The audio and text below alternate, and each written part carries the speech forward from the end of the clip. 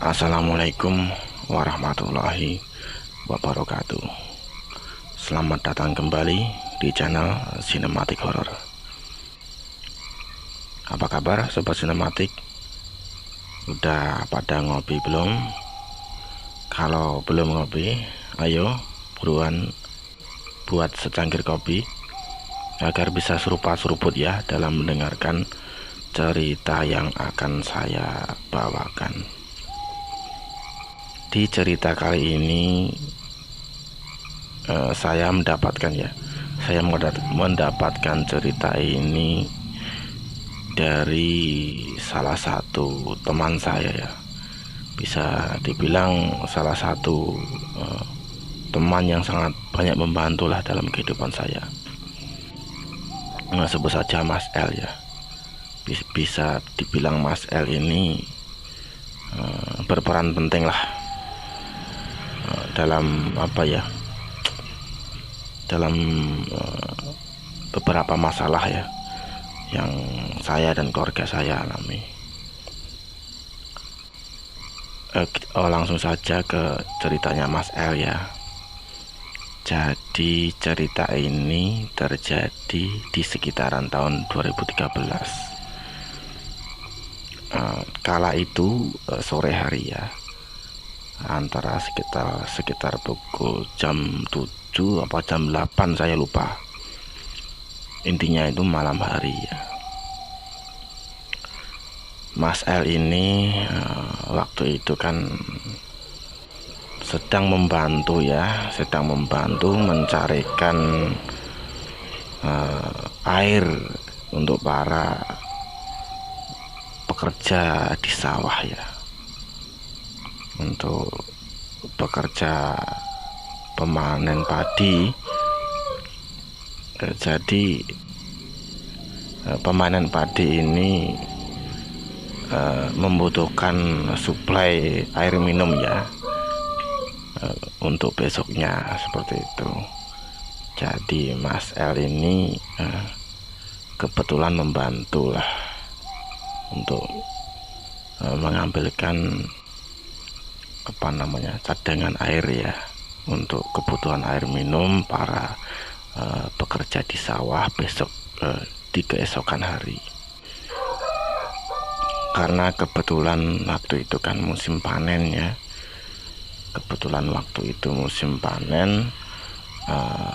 Mas L ini ya lumayan sibuk lah waktu itu membantu beberapa pekerja di sawah ya dalam mengambilkan asupan air apa bahasanya ya, membantu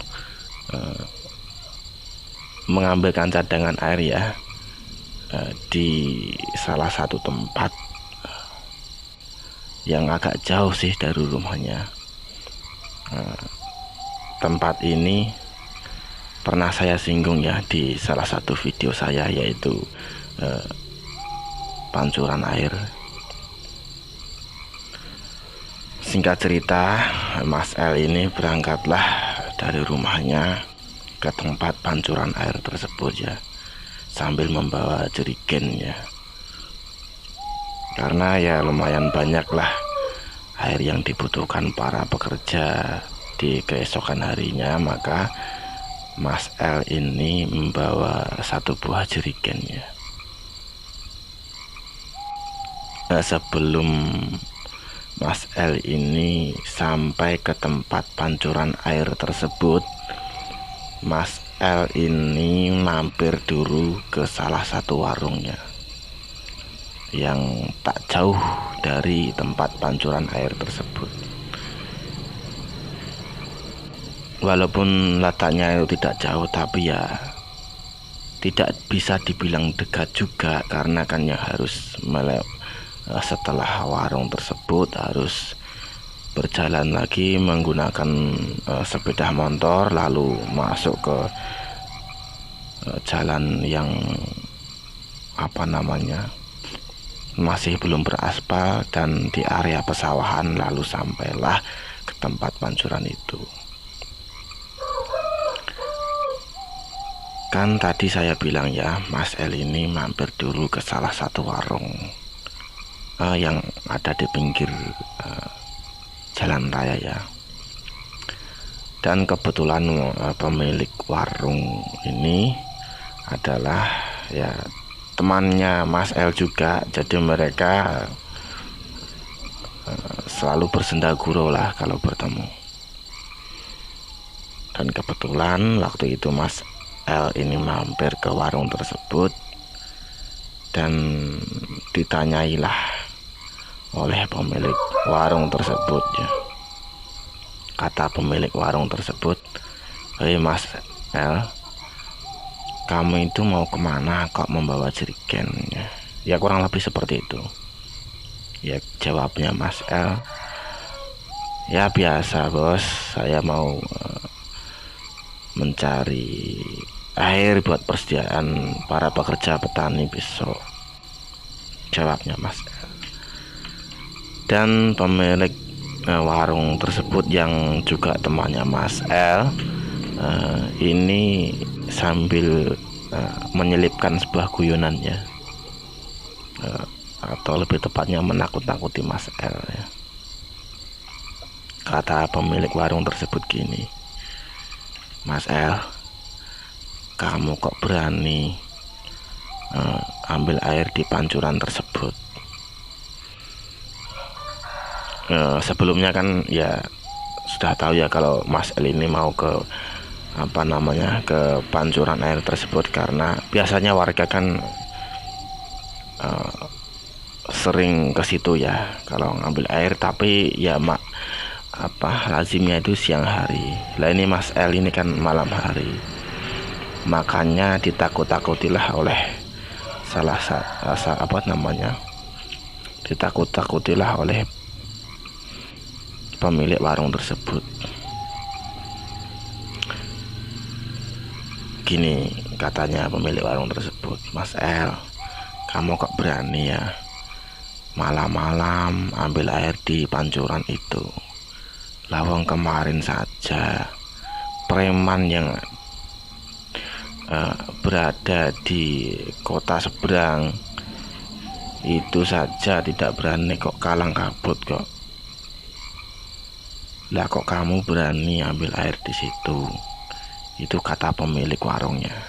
Dan jawabannya Mas L adalah sesumbar jawabannya Mas L ini. Katanya gini, "Saya tidak takut. Jangankan setan, mbahnya setan saya tidak takut. Nanti kalau ketemu setan, biar saya gendong dia." Sambil ketawa kecil ya.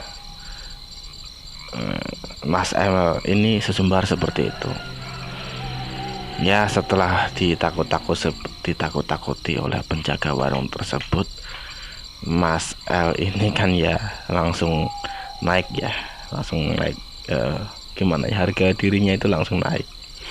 Jadi dengan sesumbar sambil berkata yang seperti tadi, Mas L ini langsung menyalakan motornya sambil melangkah.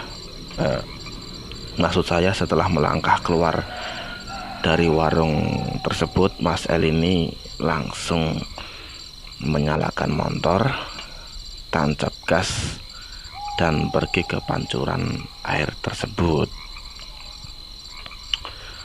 Setelah Mas L ini berada di pancuran air tersebut, mulailah Mas L ini menurunkan jerigen, menata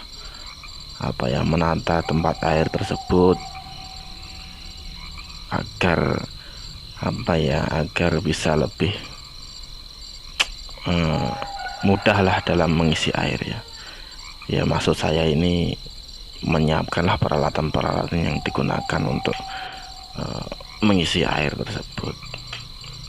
Jadi sebenarnya pancuran air ini adalah sumur-sibel ya. Ya orang-orang di desa kami menyebutnya itu sumur-sibel. karena submersible ini kan kalau tidak dinyalakan ya tetap keluar airnya yang mengalir dari pipa pembuangan air ya. Jadi walaupun submersible ini mati, tetap mengalirkan air yang sangat jernih. Makanya orang-orang ini lebih suka menyebutnya itu di pancuran air seperti itu. Tapi sebenarnya ini adalah submersible yang digunakan warga setempat untuk mengairi pesawahannya. Ya kurang lebihnya sobat-sobat sinematik dapat menyimak di video yang saya sebelumnya yang berjudul suara mencekam di pancuran air kalau tidak salah. Kurang lebihnya seperti itu. Dan setelah Mas L ini menurunkan jerigen, lalu Mas L ini mulai menadahi atau memasukkan air yang ada di pancuran tersebut itu ke dalam jerigen. Karena di situ penerangan ya lumayan gelap ya. Di situ penerangan lumayan gelap dan hanya ada lampu sorotan dari jauh dari rumah warga yang lumayan jauh ya.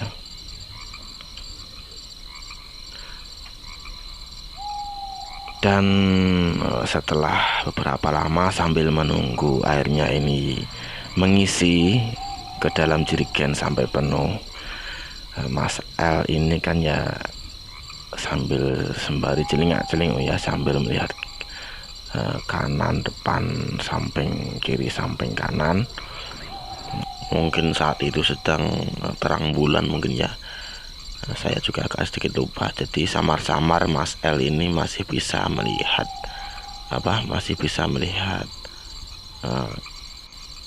jalan yang belum diaspal tersebut.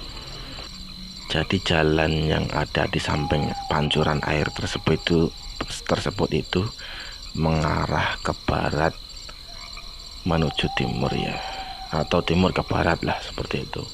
Jadi letaknya itu di sebelah di belakangnya Mas L ya, karena Mas L ini kan menghadap ke selatan. Jadi otomatis jalanannya ini kan di belakangnya Mas L. Lalu secara tidak sengaja Mas L ini menghadap ke timur ya, lebih tepatnya ke jalan yang sebelah timur. Jadi Mas L ini setelah melihat ke arah timur, jalan yang belum diaspal tersebut sekitaran 10 meter, Mas L ini melihat bayangan hitam ya yang membentuk kerucut. Ya samar-samar lah Mas L ini. Katanya Mas L ini itu seperti kain hitam ya yang membentuk kerucut. Nah, yang ada di pikirannya Mas L ini itu adalah temannya Mas L yang sedang mengerjai Mas L ya waktu itu. Dikiranya Mas L waktu itu yang dilihat Mas L adalah temannya Mas L ini yang waktu itu dijumpai yang berada di warung tersebut itu mengikuti Mas L dan mengerjai Mas L ya. Dikiranya Mas L waktu itu temannya ini sedang memakai kain atau sarung yang di dalamnya kain ini ditaruh sebuah tongkat atau kayu ya yang agak sedikit panjang, jadi kan kelihatannya menjulang ke atas seperti itu. Jadi dikiranya Mas L ini adalah temannya ya yang mengerjai dia.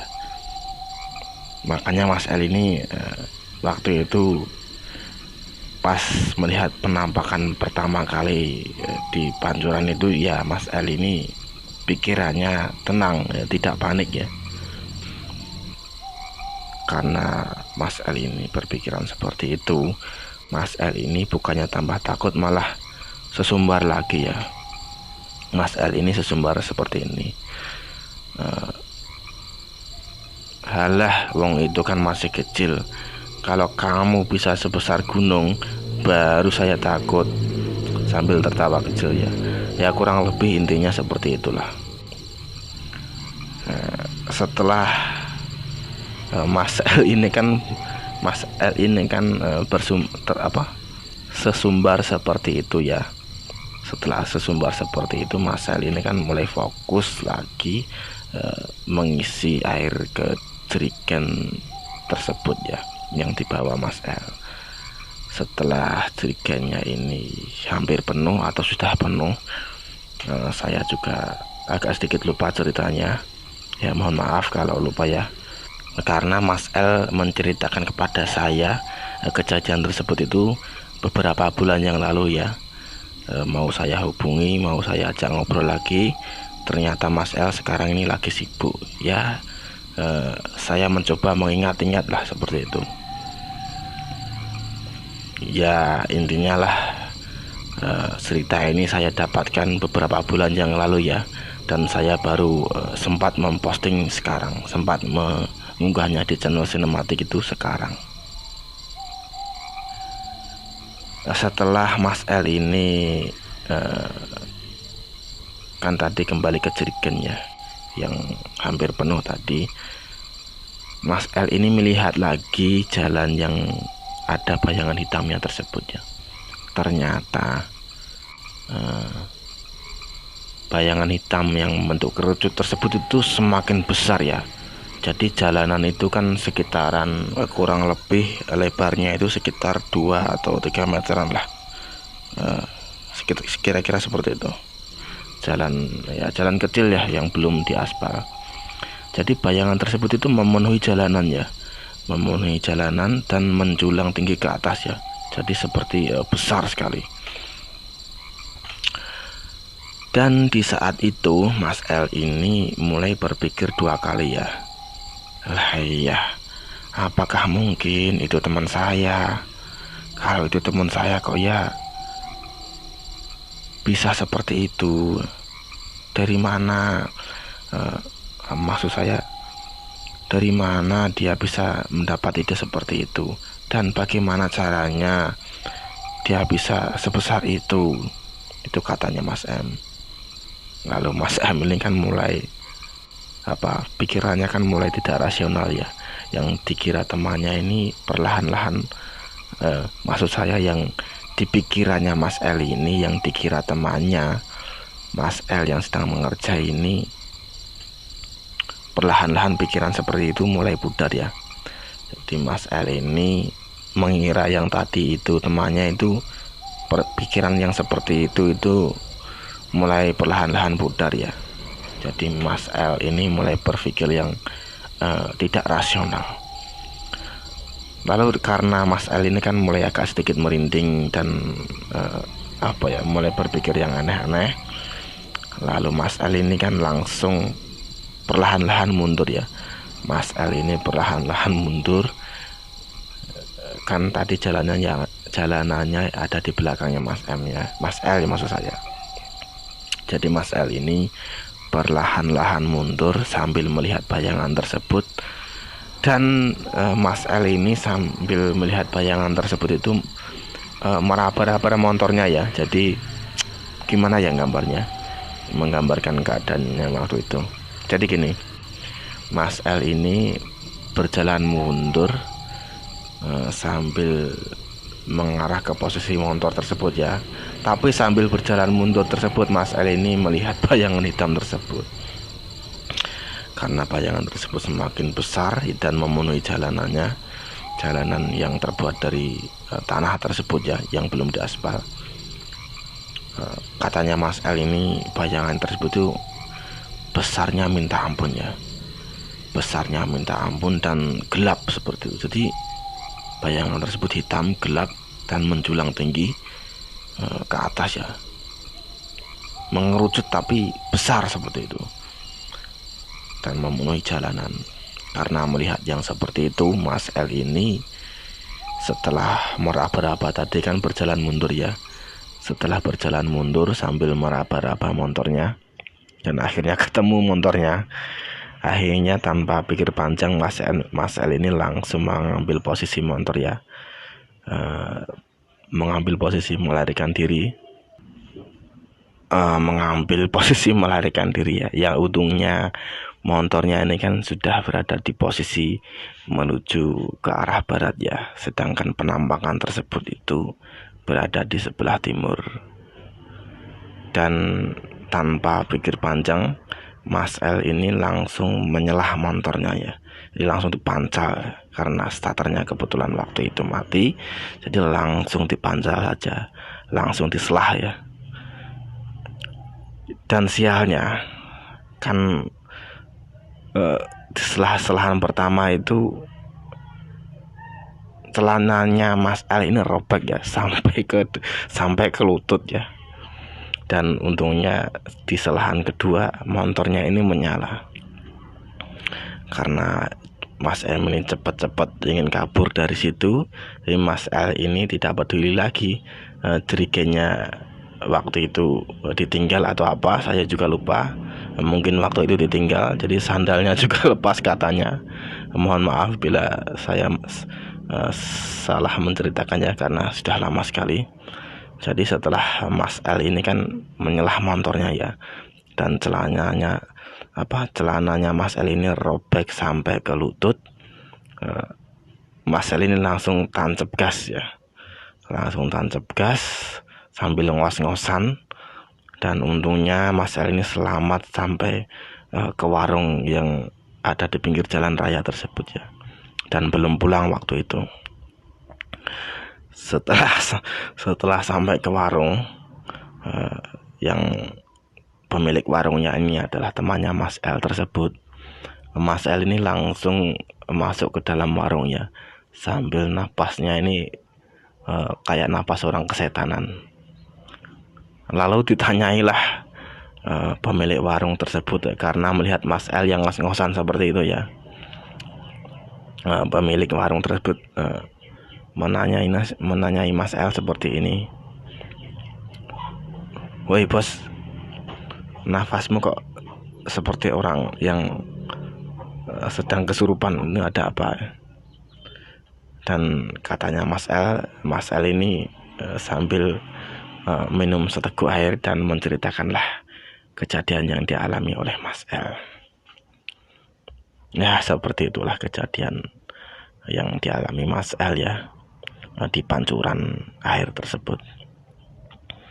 Dan ngomong-ngomong soal pancuran air tersebut kan ya sudah biasalah digunakan untuk warga dalam mengambil air ya, kebutuhan air sehari-hari. Karena selain bersih dan karena pancuran itu selain pancuran air itu bersih ya, karena pancuran air tersebut itu